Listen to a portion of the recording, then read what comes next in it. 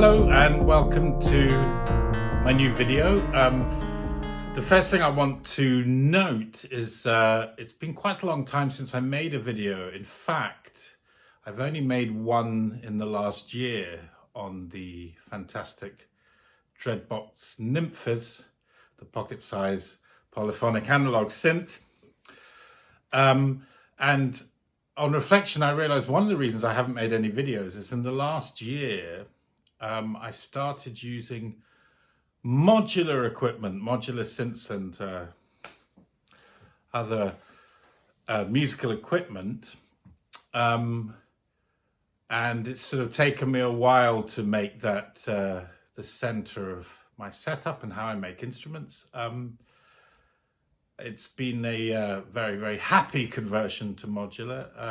I've become a big fan. And it's a great time for modular because it's become easier and easier to integrate it into all kinds of different setups using modular and non-modular equipment.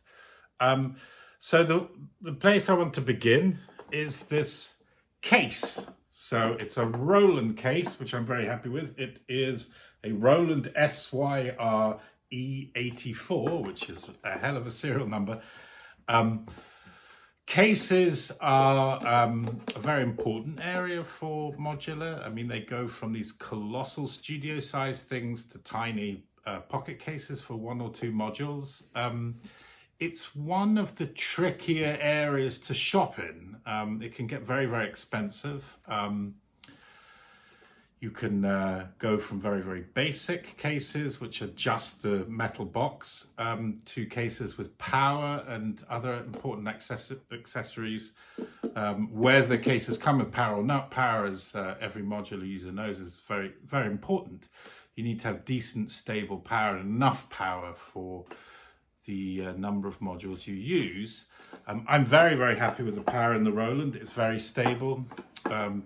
I've run into no problems at all. But the thing I like best about this case, and it's surprisingly unusual, is that it has a lid. This is very, very important because portability is essential for me. I have to be able to move equipment in my work. So yeah, there are the modules kept safe inside by quite a rugged box. I mean, you have to be careful with the case. It's contains a delicate musical instrument inside, but it's pretty strong. And it also, in this case, fits into a standard cabin suitcase, which is a very important aspect of flexibility for me. So what I'm going to do is go through each of the modules in here and talk about one thing I like about each, rather than give full reviews. There are excellent reviews on all these, and tutorials also on all of these modules. So I want to talk about the thing it is I like best about each one of them. And of course, in the nature of modular, the whole point is that they interact with each other. So I'll try to keep down the number of modules I use. Very often with modular demonstrations, the problem is in order to use one module, they need to use 10 other modules, which you don't have. I'll try not to do this, keep it down to a minimum. Anyway, so this lovely Roland modular box with the very attractive brushed metal, and fantastically a lid. Okay, so I hope you enjoy the video. So a very good place to start on the right of the case is the magnificent Mordax Data. This is a really quite high-end module. And it very fascinatingly combines monitoring of control voltage. So it has, as you can see on the list, an oscilloscope, spectrum analyzer and spectrograph, tuner, wave output, clock output, voltage monitor. So those first three monitor inputs. So they show you the waveforms. The last one, the voltage monitor, as it says, monitors voltage. So these are all ways of measuring or observing graphically and visually lots of information about the signals you're sending. So I said earlier control voltage, but of course it also monitors any voltage. So that includes audio too. So it's a way of really looking for information about any kind of signal. And the spectrum analyzer and spectrographer, of course, designed particularly for looking at complex waveforms and complex sounds, and showing you a great deal about what's going on in terms of frequency spectrum and timbre and these sorts of things. It also combines this with producing various sorts of voltage information. So it also has an oscillator, really quite powerful oscillator, and two of them together, all of which can be controlled through CV. It has clock outputs too, again, very, very flexible, very complex. You can divide and multiply various clock signals, so there are 4 that run together. So it analyzes inputs and also outputs a number of very interesting things. It's the kind of module you use almost all the time. The visual information it gives is extremely useful. And it's a perfect module for showing what it is that I find really special about modular altogether. So one of the obvious things about modular is its modularity. So when you buy a complete synth, it's not possible to discover, for instance, what would it be like if you put a delay effect before a filter? Or why not use oscillators to modulate a filter? Or whatever it might be. With modular, of course, you can do this. You can build any sort of architecture and any sort of sequence of modules within reason, as long as you don't patch outputs to outputs and inputs to inputs. You can do pretty much anything. So that's part of it, but that's not quite what's so great. So for me anyway, the thing that really makes modular amazing, that is something literally tactile. It's something that is in your hands and in your fingers and in your body. And this is something much more akin to the analog aspect of a violin, for instance, where the sounds you make are affected by and literally reflect the position of your fingers on a string and the pressure with which you hold down a string, and etc., etc. So let me just show you something. Here is an oscilloscope, and I have one cable going into the oscilloscope, and if I press my finger on it, look at this.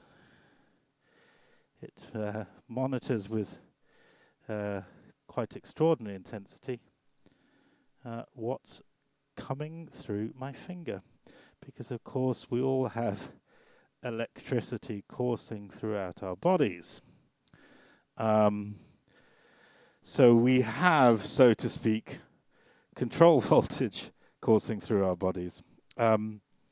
So if I plug this into a LFO here, you can now see the waveform of the LFO. So the rise section is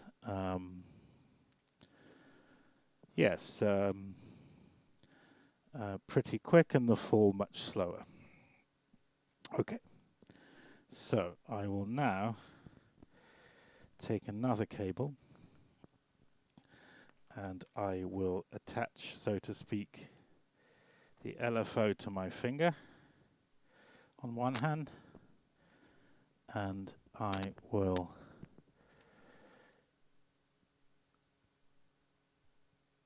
so that is the LFO going through my body now.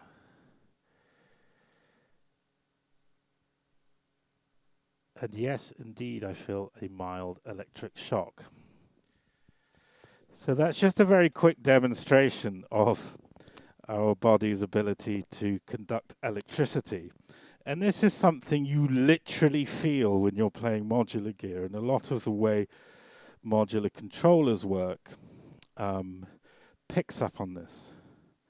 So you're interacting with something very, very, very physical. Without a wall between it, without a, so to speak, digital wall, as happens with MIDI, which can be very, very flexible, but at some point a bunch of numbers are going into a computer and a bunch of numbers are coming out. This is not the case with control voltage. It's, well, voltage. And voltage is something common to the human body. And I think it's a lot of fun how easily the Mordax data can be used to give a graphic representation of this. So that's the Mordax data. What I like about it is how good it is at monitoring the body's electricity. No, I'm only joking, but you can it can read pretty much anything voltage-wise with great accuracy. It's extremely flexible. It has a very, very good screen too, as you can see. And I can very quickly demonstrate the electricity coursing through my body, and I can show you a signal going into one hand and coming out the other. Okay, so that's part one. Let's move on to the next module. Next up, we have one of three Doepfer modules I want to look at. Doepfer is one of the OGs, if not the OG, of the Eurorack module format, which is the format of all the modules you see here. It's the most common standard and the one with the widest number of modules available. Doepfer themselves, in their A series, continue to make very useful and very basic modules, which are also very fundamental. They cover the basics of modular synthesis extremely well, and are very high quality and very, very nice to use. So I want to just quickly show you the envelope follower first, the module in the middle, the A119. What the envelope follower does is take an input, an audio input, take out the sound, and just follow the envelope curve of that sound and turn that into control voltage. So in this case, I will be sending in a kick drum, which it will turn into an envelope and send to the filter next door, which we'll look at in more detail in the next section. So if I turn on an oscillator here, you can just hear very low volume there. The oscillator is going into the filter. The filter is all the way closed, or nearly all the way closed. And if I start this kick drum coming from a tip-top 909, you will hear the following. So you can hear there that the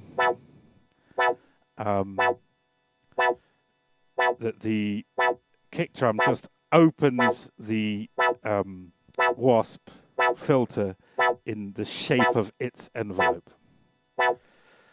We can make this more intense by adding more gain. So instead of getting a louder sound, you get an intenser envelope.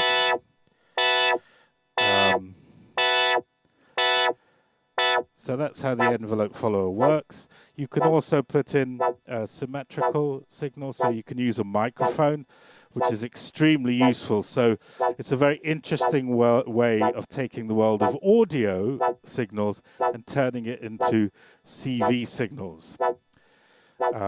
It's a fabulous module with endless uses. The thing I wanted to just briefly mention here, I'll just turn off that oscillator, is how good the gain circuit is. It adds a whopping amount of level and moves into overdrive territory.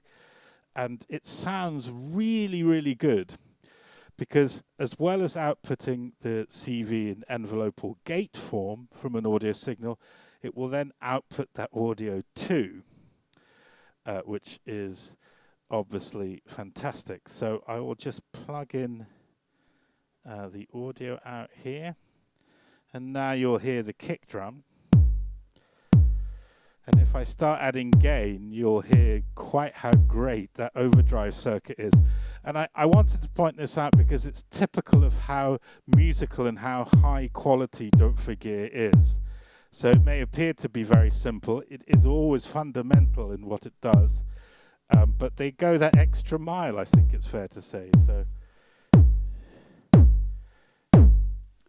it is, of course, a matter of taste, but I think that is a very, very, very good sounding overdrive. So really pushes the signal, very stable, no clipping, etc. No clipping on the digital side, I mean to say. Yeah, that's really, really something. And of course, it works very clearly with a kick drum, but it could be with anything else. So yeah, that's the Doepfer A119 envelope follower. Okay, so next up is the Doepfer A170 slew limiter. Slew limiting is a very interesting part of control voltage. So for instance, it's easiest to explain with pitch material. If you have a sequence of pitches from a chromatic scale, each one is a step, and they're discrete. What slew limiting does is make the control voltage, instead of stepping from one pitch to another, to swoop from one to another using a given shape. So it's a little bit more like on a violin string or a guitar string. Violin especially because it's not fretted, you get some great musical effects out of not really stepping super cleanly between pitches, but slewing between them, just sliding that finger a little bit. So slewing works something like that. Just to give a quick demonstration, I have a keyboard which is sending CV gate to trigger a oscillator, and it's sending pitch into the slew limiter and then into the oscillator. So I just have a very simple sequence. So there, very clearly we can hear these pitched steps. If I start to add some slew time, you'll hear them begin to swoop between, and by the time we get to the top, the changes of pitch are actually much more like a constant glissando. So you can still hear the gate being fired to the oscillator, but the pitches are just swooping between the different points, rather than stepping between them. So you can have a little small amount or a great deal, where it's closer to glissando, and then off. So if I just stop that here, and then we go to the second slew limiter underneath, which is a attack decay envelope, so a rise and a fall envelope, with 3 time range settings. The low setting is extremely subtle effect, too subtle for this example, but the medium works very, very well. So it begins to add a rise and fall to the slewing with some really fantastic effects. and then we have the high time range, which can make very, very slow and subtle swooping effects. Just before showing this, like with the simpler one above, what's so nice about this module is how lovely it is to play. So as a musician, I do a lot of improvising, so there's a great deal to be found just within one or two of these controls, and they work very subtly, very, very clearly, very musically. So it's an extremely simple module, but very, very usable, and very musical. Lovely, lovely piece of kit. So if we look at the more complex Slew limiter, I'll just start the sequence again. So the top one here is the rise of the Slew envelope, and then the bottom, the fall. So we can begin to hear these more complicated shapes rather than just a simple up and down of the swooping. There's a sort of roundness to it. This is lovely, of course. So we go from these quite strong swoops to these more subtle ones. At the end, I'll just take it off here. So I'll just turn the sequencer off and put it onto the high time range. So that's the same, but with extremely slow, as you can hear straight away. So the pitch is shifting, swooping at a very, very, very slow rate. So we actually move a very, very long way away from the pitch information of the original sequence. Well, I mean, it's following it, but it's following at an incredibly slow rate. This, of course, has huge, huge, huge potential for very, very long modulations. I mean, here it's just a banal example of the simple sequence of pitches, but it could be absolutely anything that you're slewing. It could be a whole system. Yeah, so you can see immediately, even just above zero, it's a considerable effect. So that's the Doepfer Slew limiter. The third and last Doepfer module for today's video is the mighty Wasp filter. Doepfer make a number of filters that they've cloned from various classic synths. I also have the SEM filter, which was cloned from the classic Oberheim SEM synths. It's also a wonderful filter. The Wasp, I think, is much more eccentric. So it comes from, again, a legendary, quite odd and unusual English synthesizer. Well, it's in this case quite easy to demonstrate what's special about it. So I will just put a chord through from the oscillator into the Wasp. So we have just the frequency sweep here with a low resonance on the low pass filter. So far so good. Very, very nice sounding in itself, of course. What's interesting about it is when you start to turn the resonance up.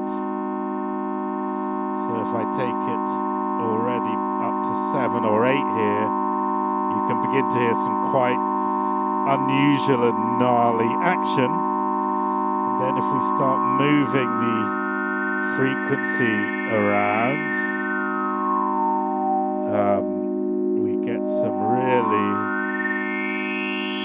lovely, lovely peculiar harmonic effects. And then down below here,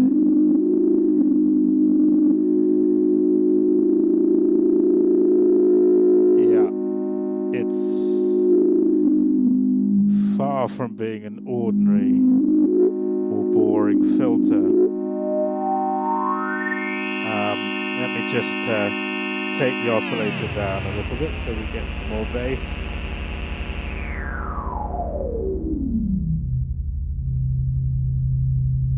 Yeah.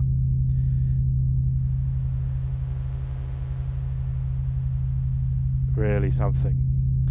And like most of the Doepfer filters, we can sweep here from low pass through to notch and all the way up to high pass. Again, with some very interesting results.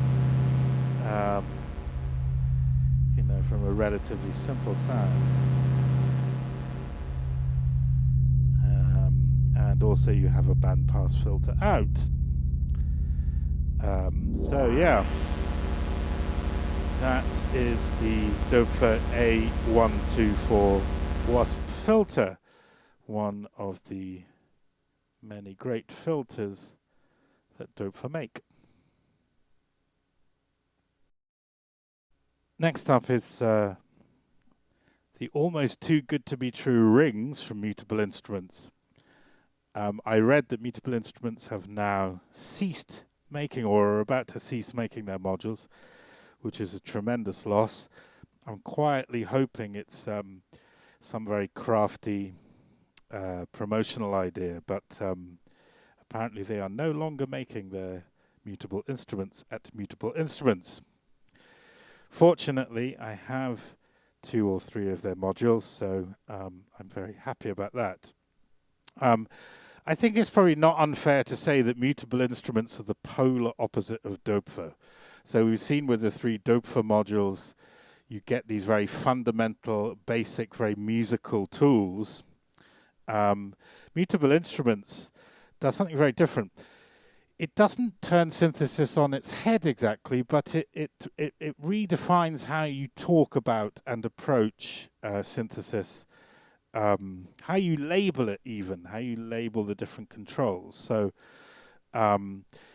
Rings calls itself a resonator, and what it does is use physical modeling to impersonate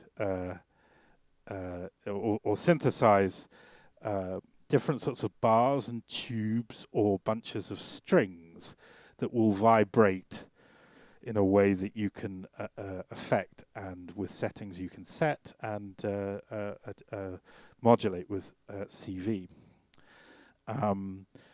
What I find really very, very interesting about Mutable Instruments generally, and Rings is a good case in point, is their approach to stereo.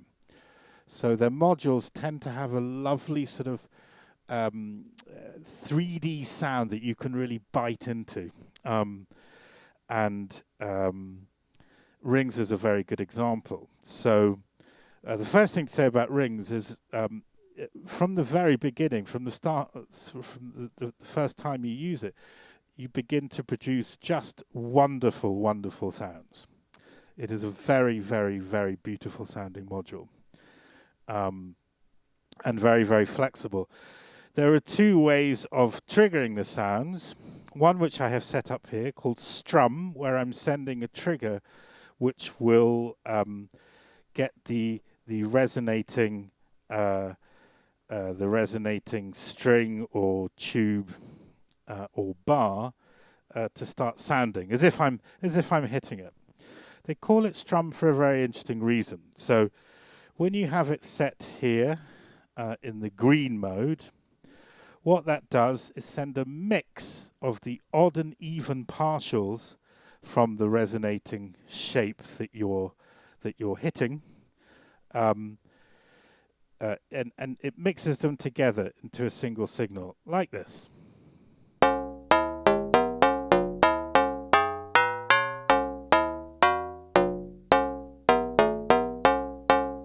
Yeah, so I have a keyboard triggering the strum and also sending a volt per octave pitch. So yeah, we have a sort of metallic damped bell sound. We can open the damping, make it chime a bit more.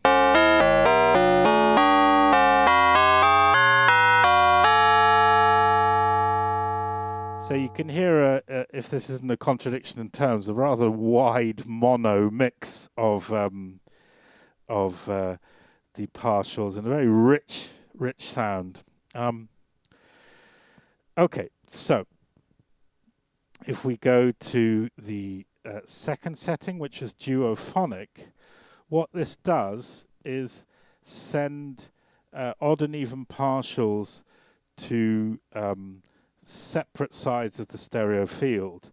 It also allows you to play two notes at once by strumming them on the keyboard.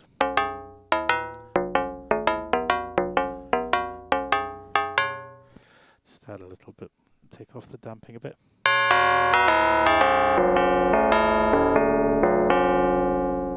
So you really feel these two very discrete channels. It's almost like there's no mid there at all. It's all side.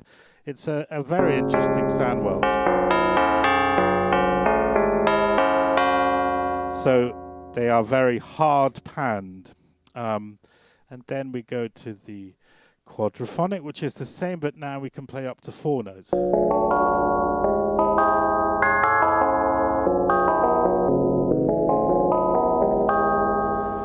So it's a very, very interesting approach to stereo, and the mutable instruments tend to sit very nicely in the mix because they occupy a space that not many other instruments do.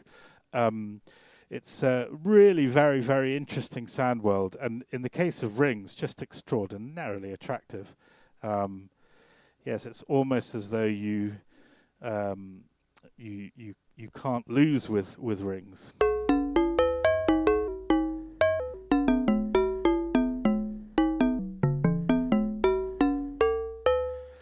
So yeah, I hope, of course, you're all wearing very high-spec headphones to hear the difference. So if we go back to the first setting, so we have the mix of the partials and 1 note at a time. It's not possible to strum 2 notes here. They can overlap. They can overlap if you decrease the damping and they carry on resonating. Then we have the duophonic.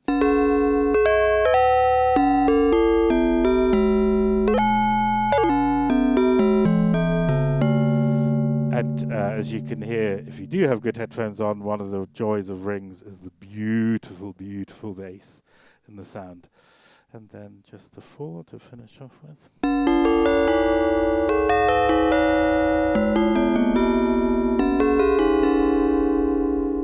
Yeah, that is rings from Mutable Instruments. And what I like best about it is its very, very interesting approach to stereo. The next module is the intellijel Quad VCA. Voltage control amplifiers are obviously one of the fundamental building blocks of modular synthesis. So they're very essential for controlling the level of audio or the intensity of CV over time. So we send a signal in here and it comes out here.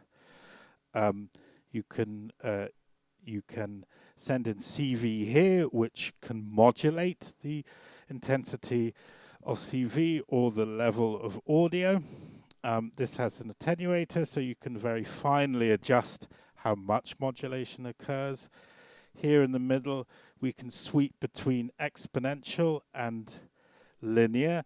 Exponential being more useful for audio, especially for mixing, and linear being usually more appropriate for CV. What is interesting is you can sweep between them, so it's not just a switch, so you can find some quite interesting points between. But that's a different story for a different time. Like with the Doepfer envelope follower, essentially what I want to show you here is just how beautiful sounding it is. So if I send just something very simple, I just send a kick drum through and I slowly bring up the level of channel 1 here. Just this kick drum again.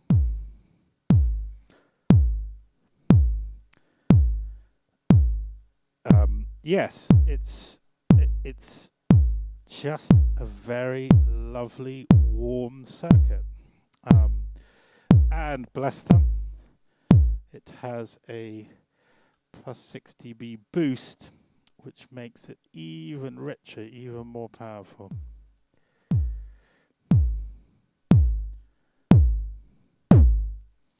So you can hear it just tipping into a bit of overdrive there. Quite exciting sound there, I think. So here we have this very full sound, and then begins to break up just toward the end, but very, very beautiful.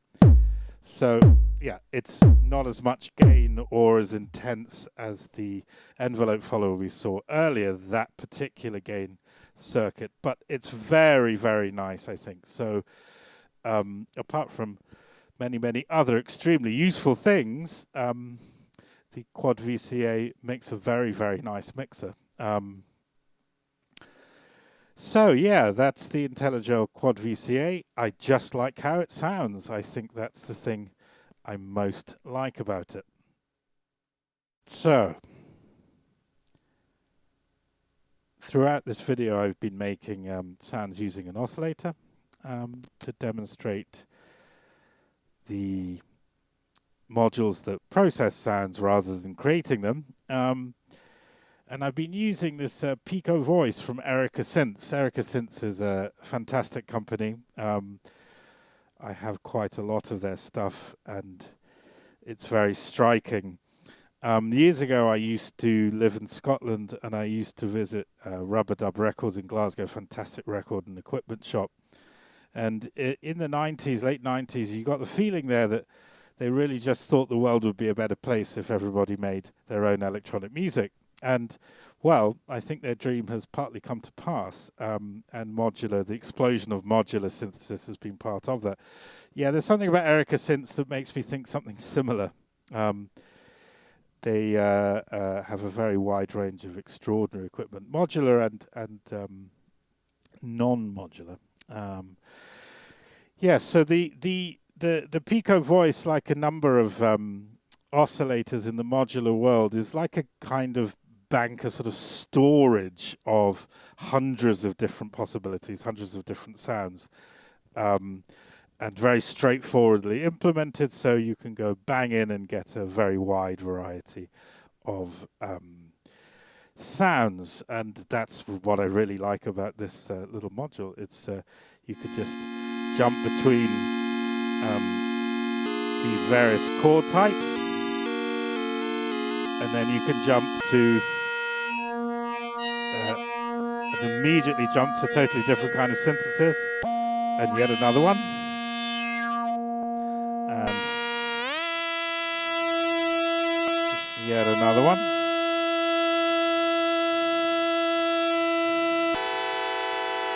So I think you can get the point. At literally a flick of a switch, you are into a dizzying array of synthesis types. I mean, I'm putting it through a filter here because it is just a raw oscillator. But the sounds, while not the subtlest in the case of the Pico voice, always come straight through the mix and are extremely usable. Yeah, a great little module. So last but very much not least module for today's video is the Mutable Instruments beads. So that's the second Mutable Instruments module in this case. So the first was called Rings, which we saw earlier, which is described as a resonator and is actually a physical modeling synth. Beads is described as a texture synthesizer and is actually a granular synthesizer. However, I think in both cases, one of the interesting things Mutable Instruments does is to relabel, to give things different names, and I think there's something to be said for this in their approach, that because it also affects how you approach the instruments themselves and how you make music with them. So I think it's not a contradiction to be both a texture synthesizer and a granular synthesizer. So what happens with beads is I send a chord from the Pico voice here to the input, which you can hear. And what the beads does is take what it calls seeds, which are tiny, tiny bits of the input, and it repeats them, or stretches them, or changes pitch, or affects them in some way, which is possible within granular synthesis by stretching and manipulating these tiny, tiny pieces of audio. You can do this with a variety of envelope shapes. So we have a kind of gate-like seed. We have a ramp down, triangular, and a ramp up. So it's very, very flexible. You can sweep between these. You can also use CV to change between the different shapes, etc., etc. So it's very, very flexible. Just to quickly demonstrate, usually what happens is that the internal clock starts to take seeds or to seed granules. Something like this. So here with the density, you can change how often or how quickly it takes seeds. And you can see when it starts to do it very, very quickly, it turns into sustained notes. And here it does the same thing, but not so periodically. And there you can hear kicking in once again this very interesting mutable instrument stereo world. I can lengthen the seeds here, and I can change their shape here, as I said earlier. Okay, so that's using the internal clock. But what I can also do, which is my favorite feature actually, is to send in a signal from a keyboard in this case, which is sending an envelope to make a seed. I'm also sending pitch material, so we get this effect.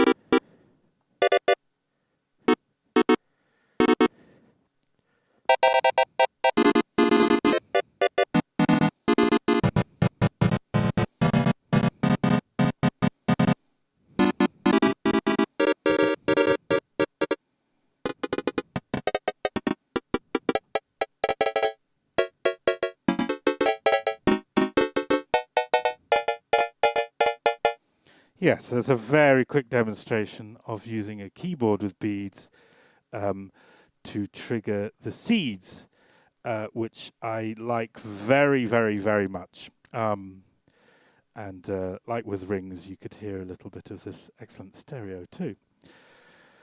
So that's the end of my first video about modular gear. So we started off with a Roland case and we ended up with the Mutable Instruments beads, and I tried to tell you something I really liked about each module, and of course about the case with a lid that fits into cabin luggage. Okay, I hope you enjoyed the video. Thank you very much.